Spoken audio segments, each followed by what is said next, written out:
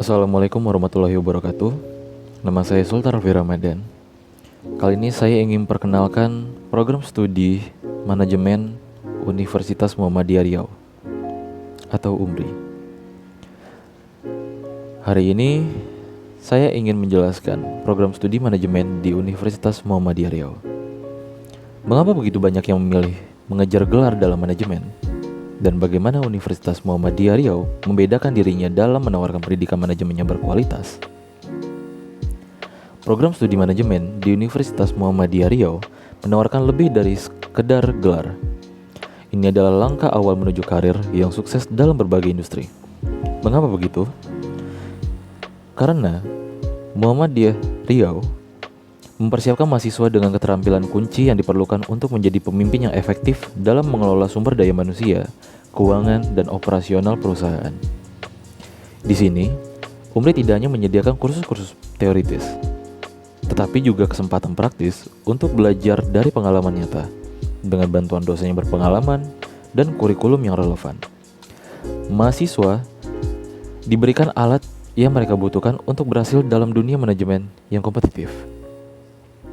Jadi, jika kalian ingin membangun karir yang solid dalam manajemen, Universitas Muhammadiyah Riau adalah tempat yang tepat untuk Anda. Kali ini saya akan menjelaskan sedikit sebuah materi, yaitu pengertian teknologi informasi, perlunya teknologi informasi dan sistem informasi. Kali ini kita akan membahas tentang teknologi informasi, sebuah konsep yang memiliki peran krusial dalam dunia modern kita. Namun, apa sebenarnya dimaksud dengan teknologi informasi? Teknologi informasi adalah penggunaan teknologi untuk mengumpulkan, menyimpan, mengelola, dan menyebarkan informasi. Ini mencakup berbagai alat dan sistem, mulai dari komputer dan internet, hingga perangkat mobil dan aplikasi. Mengapa teknologi informasi begitu penting? Karena ini membawa banyak manfaat. Pertama, meningkatkan efisiensi dan produktivitas.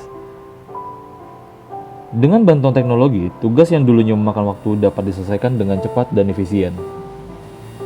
Selain itu, teknologi informasi memungkinkan kita untuk terhubung dan berkomunikasi dengan orang-orang di seluruh dunia. Ini membantu kita untuk terhubung dan berkomunikasi dengan orang lain di seluruh dunia. Ini membuka pintu untuk kolaborasi global dan pertukaran informasi yang cepat. Salah satu komponen penting dari teknologi informasi adalah sistem informasi.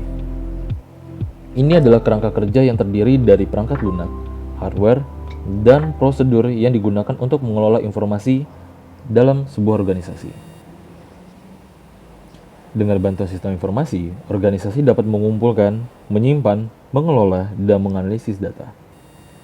Untuk mendukung pengambilan keputusan yang lebih efisien, lebih baik, dan strategis, dan efektif juga. Jadi, itulah pengertian teknologi informasi, perlunya teknologi informasi, dan peran sistem informasi dalam dunia modern kita. Dengan memahami konsep-konsep ini, kita dapat lebih memanfaatkan potensi dan kemajuan teknologi untuk kebaikan bersama. Selanjutnya, perangkat keras komputer dan perangkat lunak komputer, yaitu hardware atau software.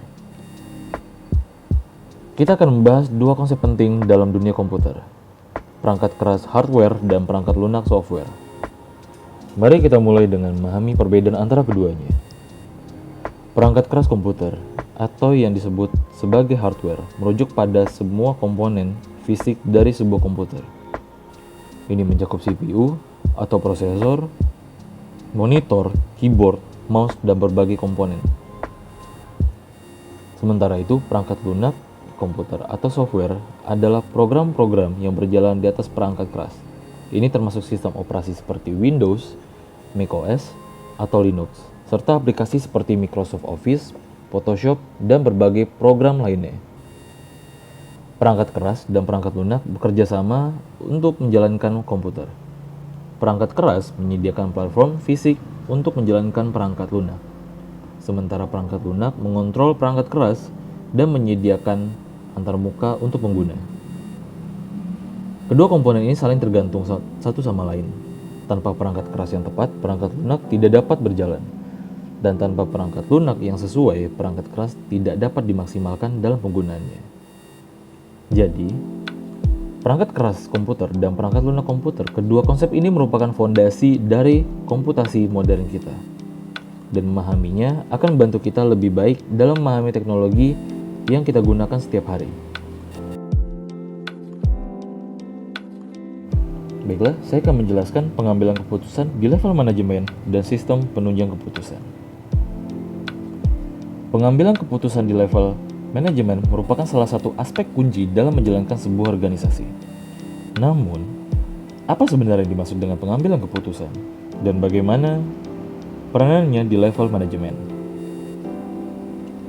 Pengambilan keputusan di level manajemen melibatkan proses memilih alternatif terbaik bagi berbagai opsi yang tersedia untuk mencapai tujuan organisasi. Ini merupakan bagian penting dari tugas seorang manajer yang harus mengatasi tantangan dan menghadapi risiko dalam pengelolaan perusahaan. Pada setiap level manajemen, pengambilan keputusan memiliki karakteristik dan kompleksitas tersendiri. Manajer tingkat atas mungkin harus menghadapi keputusan strategis yang memiliki dampak jangka panjang. Sementara manajer tingkat menengah dan rendah seringkali harus membuat keputusan taktis dan berkaitan dengan operasional sehari-hari. Untuk membantu manajer dalam mengambil keputusan yang lebih baik, organisasi seringkali menggunakan sistem penunjang keputusan. Ini adalah sistem yang dirancang untuk mengumpulkan data, menganalisis informasi, dan memberikan rekomendasi untuk mendukung proses pengambilan keputusan. Sistem penunjang keputusan memungkinkan manajer untuk mengakses informasi yang relevan, melakukan analisis mendalam, dan mengidentifikasi solusi terbaik untuk masalah yang dihadapi. Dengan demikian, mereka dapat membuat keputusan yang lebih baik, lebih tepat, lebih efektif. Itulah tentang pengambilan keputusan di level manajemen dan peran penting sistem penunjangan keputusan dalam proses tersebut. Memahami konsep ini akan membantu organisasi dalam mencapai tujuan mereka dengan lebih baik dan efisien.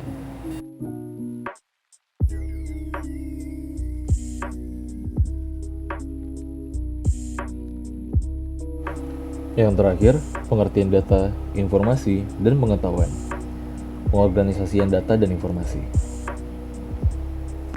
Kita akan membahas konsep yang berdasar dalam dunia informasi, data, informasi, dan pengetahuan. Mari kita mulai dengan memahami perbedaan antara ketiganya. Pertama, mari kita lihat data. Data adalah kumpulan fakta mentah atau detail yang belum diolah atau diinterpretasikan. Contoh, bisa berupa angka, teks, gambar, atau suara. Ketika data diolah atau diorganisir dengan cara tertentu, ini menjadi informasi. Informasi adalah data yang telah diinterpretasi atau dianalisis untuk memberikan makna atau nilai tambahan. Ini memberikan konteks atau pemahaman yang lebih mendalam. Kemudian, ada pengetahuan.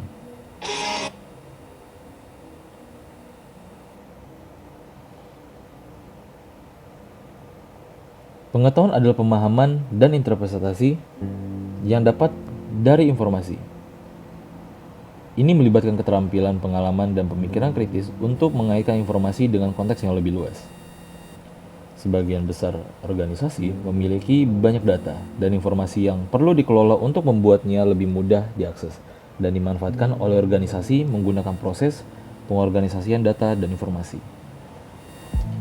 Pengorganisasian data dan informasi melibatkan penyusunan dan pengelompokan dan penyimpanan data dan informasi agar dapat diakses dengan lebih efisien. Ini termasuk penggunaan basis data, folder, tagging, dan berbagai teknik lainnya. Itulah pengertian data, informasi, dan pengetahuan, serta pentingnya pengorganisasian data dan informasi. Memahami konsep ini membantu kita mengelola informasi dengan lebih efektif dan memanfaatkannya untuk mengambil keputusan yang lebih baik.